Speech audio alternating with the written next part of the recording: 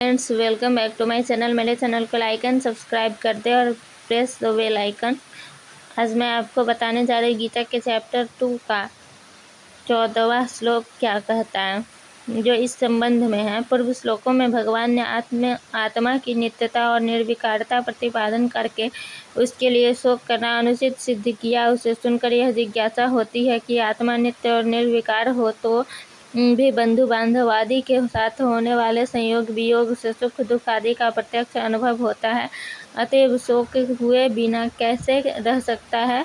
इस पर भगवान सब प्रकार से संयोग वियोग आदि को अनित्य बतलाकर उनको सहन करने की आज्ञा देते हैं। प्रश्न, मात्रा स्पर्शाः पद कहाँ यहाँ किनका वाचक है? उत्तर, जिनके द्वारा किसी वस्तु का माप किया जाए, उसके स्वरूप का ज्ञान प्राप्त किया जाए, उसे मात्रा कहते हैं। अतः मात्रा से यहाँ अंतःकरण सहित सभी इंद्रियों का लक्ष्य है। और स्पर्श कहते हैं संबंधी या संयोग को। अंतःकरण सहित इंद्रियों का शब्द स्पर्श रूप रस गंध आदि अनेक विषयों के साथ जो संबंध है, उसी को यहाँ मात्रा स्पर्शाः पद से व्यक्त किया गया है।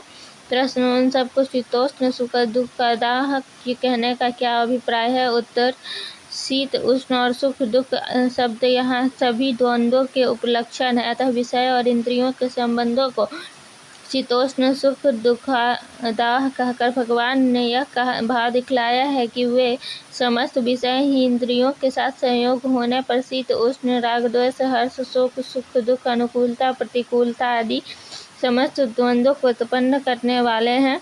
उनमें नित्यत्व बुद्धि होने से ही नाना प्रकार के विकारों की उत्पत्ति होती है। अतएव उनको अनित्य समझकर उनके संग से तुम्हें किसी प्रकार भी विकार युक्त नहीं होना चाहिए। इंद्रियों के साथ विषयों के संयोग को उत्पत्ति विनाशशील और अनित्य कहकर अर्जुन को उन्हें सहन करने की आज्ञा देने का क्या अभिप्राय है? उत्तर, ऐसी आज्ञा देकर भगवान ने यह भाव दिखलाया है कि सुख दुख देने वाले जो इंद्रियों के विषयों के साथ संयोग है, वे क्षणभंगुर और अनित्य है, इसीलिए उनमें वास्तविक सुख का लेश भी नहीं है। अतः तुम उनको सहन करो, अर्थात उनको अनित्य समझकर उनके आने जाने में राग द्वेष और हर्ष शोक मत करो।